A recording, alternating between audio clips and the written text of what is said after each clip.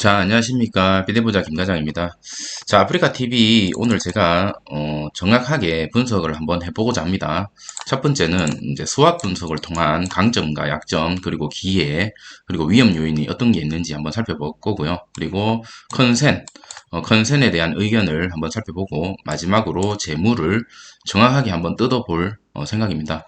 그 전에 일단 차트를 한번 보시면 현재 이틀 연속 음봉을 마무리했고 특히나 이날 금요일 날 좀 아쉬운 게 장 막판에 네이버의 어떤 악의적인 뉴스가 뜨면서 네이버 주가를 오히려 올려버리고 이 아프리카 TV 같은 경우는 오히려 마지막에 하락해버리는 그런 좀 악의적인 뉴스가 떴거든요.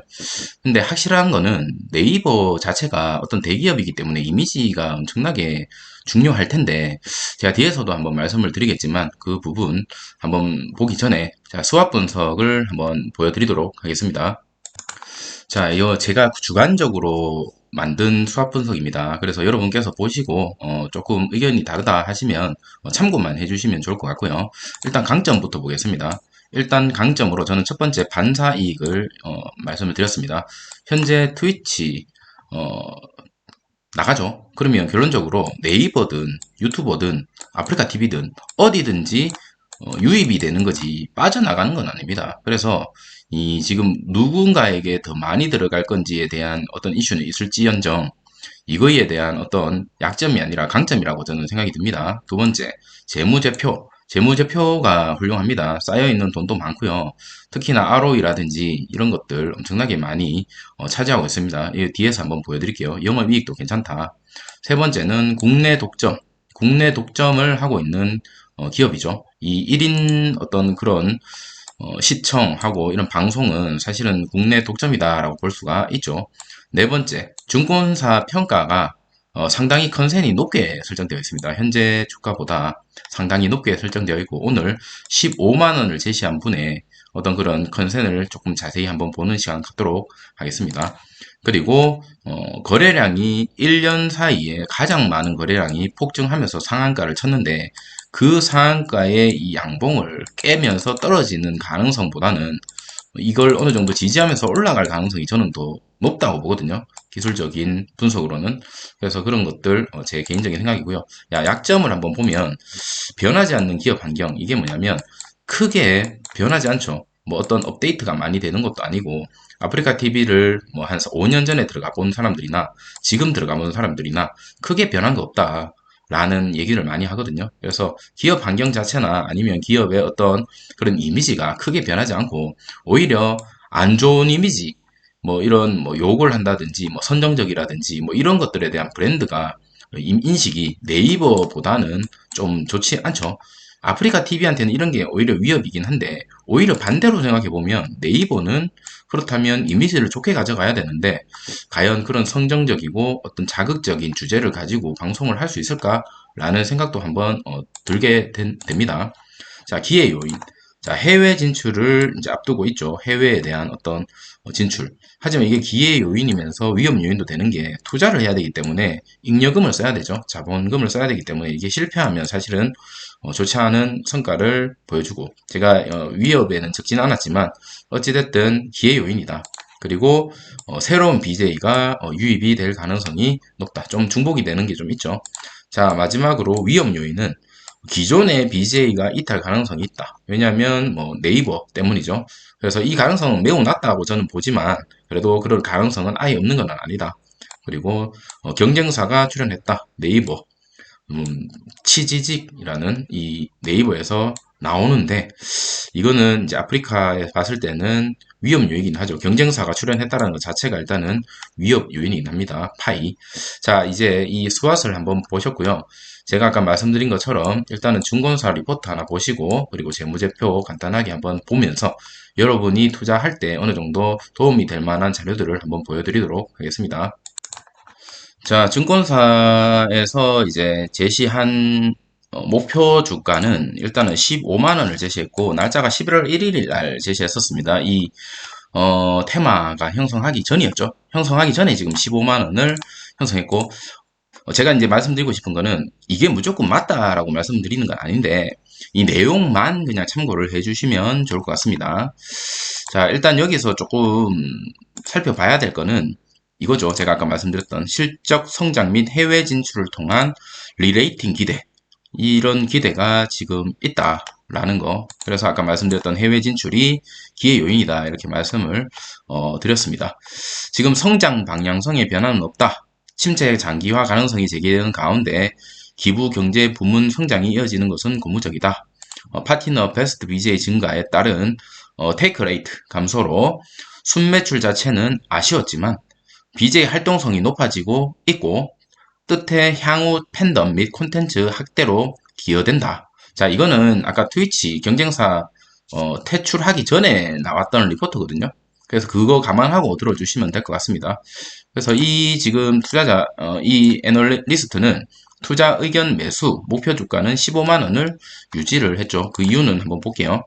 투자 의견 매수와 목표 주가 15만 원을 유지한다. 이번 분기 실적이 컨센서스를 하회했으나 향후 사업 성장성을 감안할 때 내년부터 시작될 해외 진출의 성과가 더해져 멀티플 레이팅. 그러니까 이분은 해외가 성공한다라고 본 것 같아요. 그래서 15만 원을 준 것 같은데 이거는 조금 조심해야 되는 부분이 있죠. 이 해외를 진출했는데 만약에 실패하면 그러면 이 목표 주가가 사실은 의미가 없는 거죠. 그래서 이런 것들 여러분께서 참고만 해주시면 좋을 것 같고요. 근데 이분 같은 경우는 지금 테마가 형성되기 전에 이렇게 주가를 좀 높게 15만 원을 잡아줬다. 그래서 제가 이분 같은 경우는 지금 현재 보시면 92.5%로 거의 뭐 많이 맞춘 경우가 많죠. 중립 그리고 매도 쉽게 얘기해서 예상했는 컨센에 대한 어떤 지표가 생각보다 좀 많이 맞췄던 그런 분인데 15만 원을 제시를 하고 있습니다. 그래서 딴 내용들은 사실은 제가 봤을 때 크게 중요한 내용들은 별로 없어 보여서 이제 패스 할 거지만 이 해외에 대한 이 내용이 사실은 조금 기대감이 있다라고 이때 보여주면서 이 사람은 15만 원을 해 주셨죠. 강서구 선임연구원입니다. 자, 여기에 이제 저는 재무제표를 한번 뜯어보도록 하겠습니다.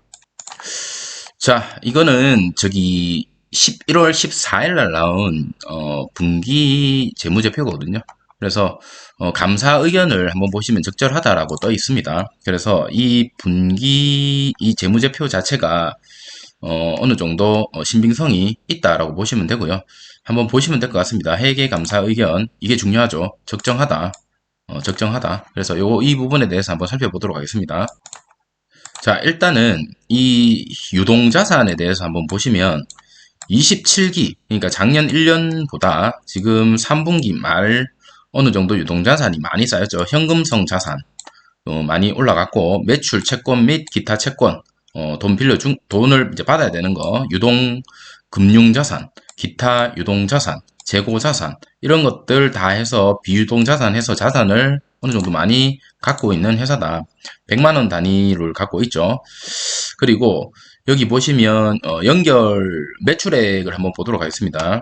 이 중요한 거는 이제 매출액과 영업이익인데 2022년 1월 1일부터 2022년 12월 31일 그러니까 1년치죠. 여기는 지금 1분기가 빠졌습니다. 1분기가 빠졌는데 매출액이